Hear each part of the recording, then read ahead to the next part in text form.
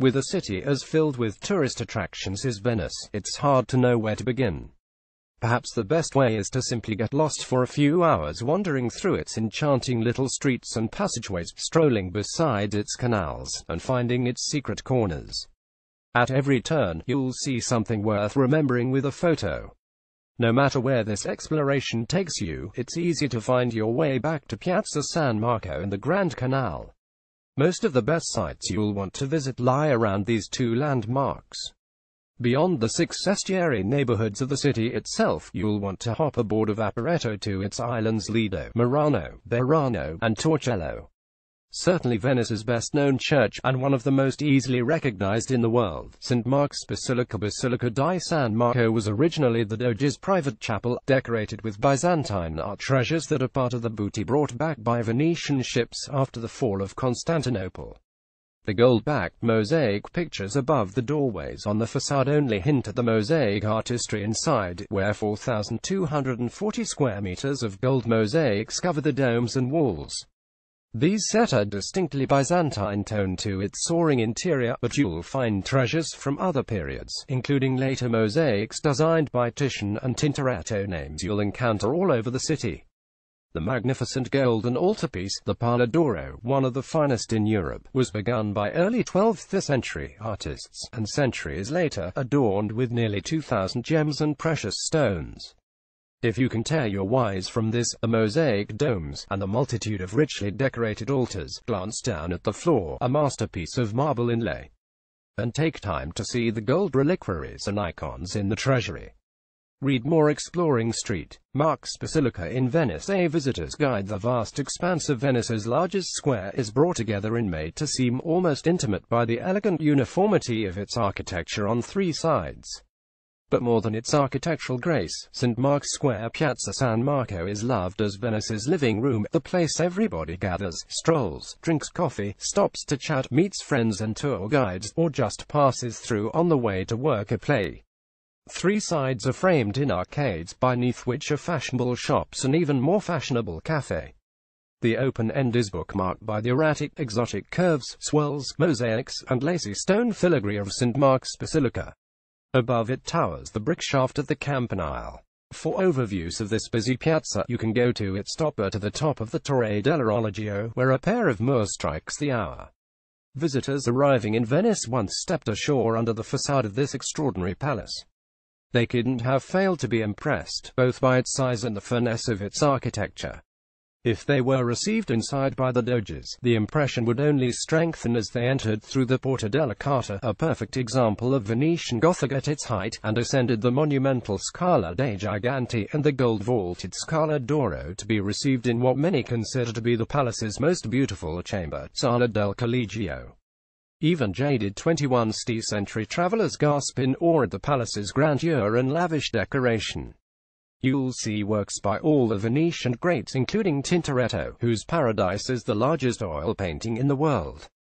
Not open on public tours but included on private tours is a walk across the Bridge of Sighs to the dark cells of the Prigioni, the prisons from which Casanova made his famous escape. Read more exploring the Doge's Palace in Venice, a visitor's guide sweeping through the heart of Venice in a giant reverse S-curve. The Grand Canal is the principal boulevard through the city, connecting Piazza San Marco, Rialto Bridge, and the arrival points of the rail station and bridge from the mainland. Only 4 bridges cross its 3.8-kilometer length, but stripped-down gondolas called traghetti shuttle back and forth at several points between bridges. The Grand Canal was the address of choice for anyone who claimed any influence in Venice. Palaces of all the leading families open onto the canal, their showy Venetian Gothic and early Renaissance facades facing the water, by which visitors arrived. These grand palaces, or at least their facades, are well preserved today, and a trip along the canal by Vaporetto is the best way to see them. Read more exploring the top attractions along the Grand Canal in Venice. Once the only bridge across the Grand Canal, Rialto Bridge marks the spot of the island's first settlement, called Rivis Altus High Bank. Built in 1588, some 150 years after the collapse of a previous wooden bridge, this stone arch supports 2 busy streets and a double set of shops. Along with serving as a busy crossing point midway along the canal, it is a favorite vantage point for tourists taking or posing for photos, and for watching the assortment of boats always passing under it. The church of San Bartolomeo, close to the San Marco end of the bridge, was the church of the German merchants who lived and worked in the Fondico dei Tedeschi German commodity exchange bordering the canal here. It has an excellent altarpiece, the Martyrdom of St. Bartholomew, by Palma the Younger. This impressive white-in-marble building was built between 1515 and 1560 to house a charitable society dedicated to San Rocco. Soon after its completion, the great 16th-century Venetian artist Tintoretto won the competition to paint a central panel for the ceiling of the Sala dell'Albergo by entering the building and putting his painting in its intended place before the judging, much to the irritation of his rival artists. He later decorated its walls and ceilings with a complete cycle of paintings, which are considered to be the artist's masterpiece. The earliest works in the Sala dell'Albergo date to 1564 and 1576 and include the glorification of St. Roch, Christ before Pilate, the Ecce Homo, and the most powerful of all, the Crucifixion. Those in the upper hall depict New Testament scenes, painted between 1575 and 1581. The lighting is not good, and the paintings themselves are dark, but you can still appreciate Tintoretto's innovations in the use of light and color. You can see the ceilings more easily with one of the mirrors that are provided. More works by Tintoretto are in the chancel of the adjacent church of San Rocco. The delicate marble filigree by Bartolomeo Bon seems too lace-like to be carved of stone, and you can only imagine the impression this facade must have made covered in its original paint and gold. Along with the Porta della Carta in the Palazzo Ducale, also created by Bartolomeo Bon, this is considered the most perfect example of Venetian Gothic. You can admire the interior, too, as this palazzo is now an art museum, restored to provide both a setting for the artworks and a look at the way wealthy Venetians lived in the 15th and 16th centuries. The connoisseur responsible for saving the palace, Baron Giorgio Franchetti, gave his art collection to the state in 1922, with works by Titian, Mantegna, Van Dyck, Giulio Lombardo, and Bernini. A trip to Venice wouldn't be complete without hopping aboard a Vaporetto for the ride across the lagoon to Murano, home of Venice's fabled glass workers. They were sent here in the 13th century in hope of decreasing the risk of fire from one of the glass furnaces sweeping through Venice's tightly compacted center. Or so they claimed. Just as likely, it was to keep the secrets of glass blowing a Venetian monopoly. This was no small matter to the Venetians, whose Council of Ten decreed in 1454 if a glass blower takes his skill to another country to the detriment of the Republic he shall be ordered to return. Should he refuse, his nearest relatives shall be thrown into prison so that his sense of family duty may induce him to return. Should he persist in his disobedience, secret measures shall be taken to eliminate him wherever he may be. It was a lot easier to keep track of them if they were confined to an island. The canal sides today are lined by glass showrooms and studios, showing everything from cheap imported trinkets to exquisite works of art. Inside the 17th-century Palazzo Giustinian is the Glass Museum, with one of the largest and most important collections of Venetian glass from the time of the Romans to the 20th century. But it's not all glass. The Church of Santa Maria e Donato combines Veneto-Byzantine and early Romanesque features, a result of its various stages of building between the 7th and 12th centuries. Notice especially the columns of Greek marble with Veneto-Byzantine capitals, the 12th century mosaic floor with animal figures, and the St. Donato above the first altar on the left. Dated 1310, it is the earliest example of Venetian painting. The 14th century San Pietro Martire contains several splendid Venetian paintings, Bellini's Madonna in Majesty with St. Mark in the Doge Agostino Barbarigo and his Assumption of the Virgin, along with St. Jerome in the Wilderness and Street. Agatha in Prison by Paolo Veronese. It's a quick hop to the next island, Berano, a fishing village of brilliantly painted houses, known historically for its lace making. The Scuola dei Merlettile school and its small museum will help you distinguish the real thing from the cheap imports you'll find in shops. Called Accademia for short, this museum on the Grand Canal has the most important and comprehensive collection of 15th-18th century Venetian painting in existence. Much of the collection was assembled from monasteries and churches that were closed and from the clearing of palaces of noble families, now displayed in the former monastery of Santa Maria della Carita. Some of the galleries, such as the first one, which contains Venetian Gothic painting, have richly carved and gilded 15th-century ceilings. Works are arranged chronologically, so you can not only trace the evolution of styles, but can compare the works of contemporaries. Highlights of the 15th and 16th century paintings are St. George by Andrea Mantegna, St. Jerome and Adona by Piero della Francesca, Madonna and Saints by Giovanni Bellini, Portrait of Christ by Vittore Carpaccio, and Madonna under the Orange Tree by Cima da Conegliano. St. John the Baptist and a Magnificent Pieta by Titian, Tintoretto's Cain and Abel and the Miracle of St. Mark, Paolo Verone's Marriage of St. Catherine and Supper in the House of Levi, Street. Ursula by Vittore Carpaccio, and several works by Giambattista Tiepolo are also worth special notice. Enlarge map print map embed less than greater than Venice Galleria dell'Accademia.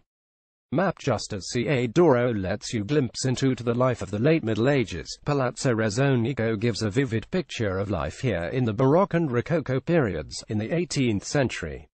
Designed and begun by Venice's master of Baroque architecture, Baldassare Longhena, the palace was completed nearly 100 years later in 1750 by Giorgio Massari. The furnishings and collections complete the picture painted by the building, including its interior decoration of silk wall coverings, elegant finish details, and Flemish tapestries.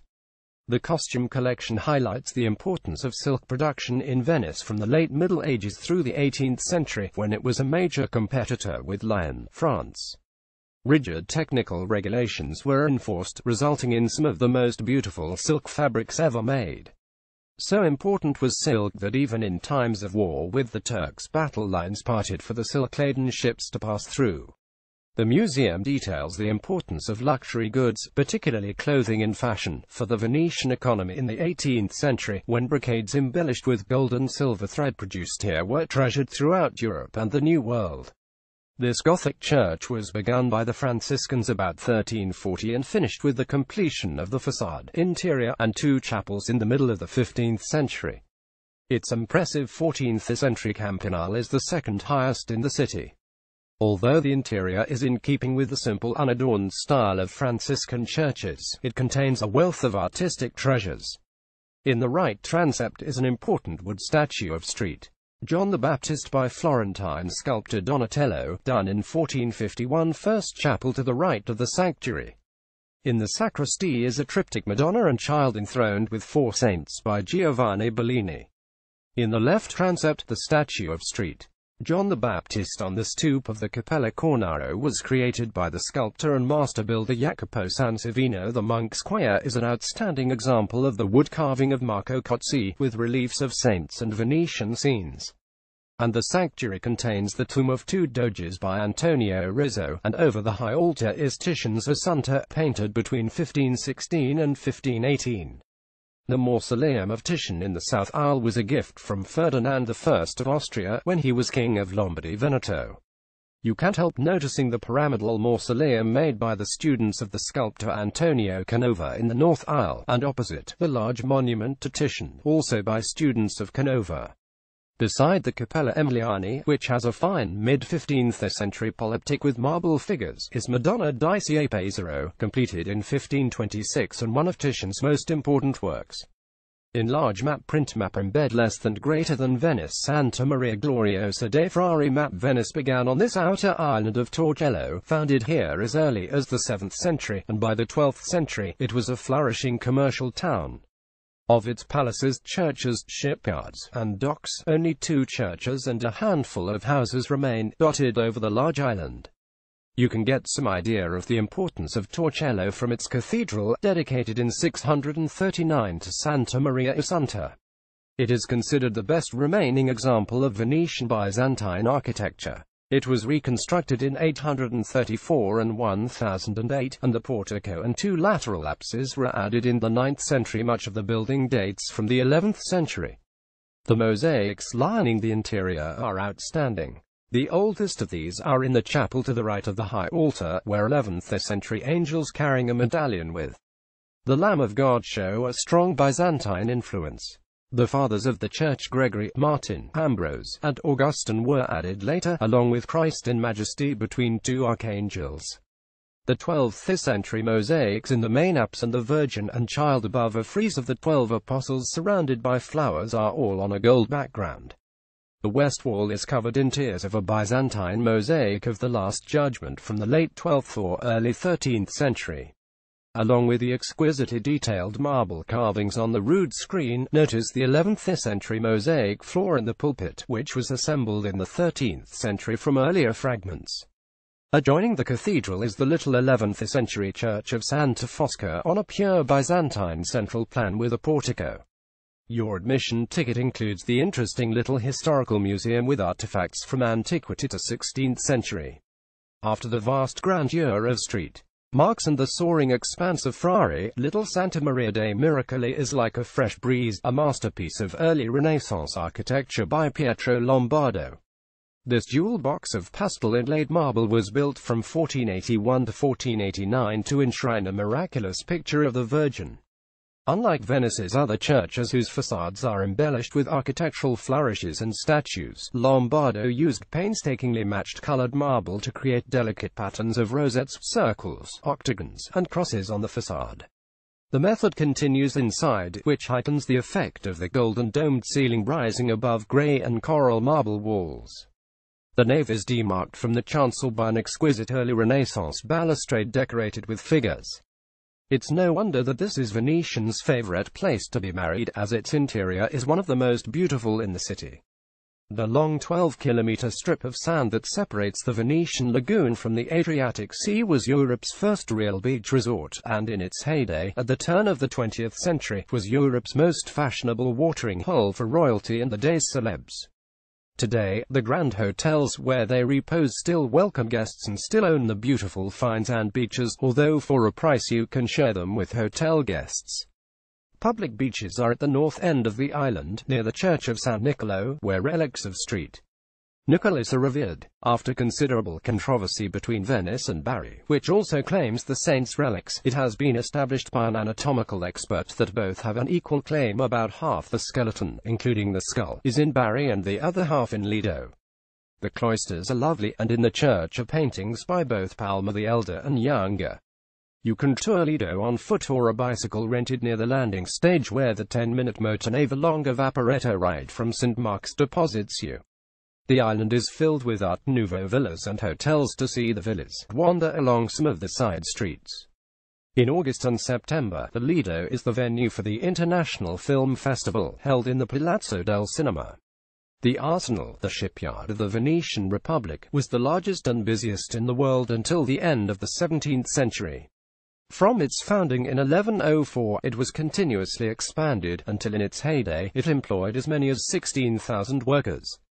Closely guarded to preserve the secret production methods that enabled it to build a fully sea-ready ship in a single day, the arsenal was accessible by one land and one sea approach only. So tight was its security that the Republic managed to keep its art of shipbuilding secret until about 1550.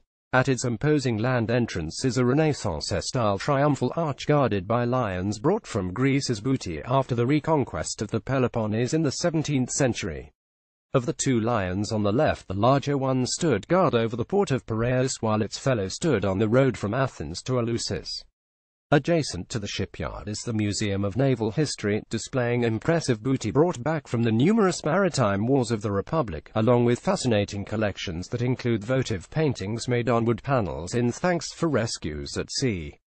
These charming pictures are interesting for the depiction of sea life, not so much for their artistic finesse.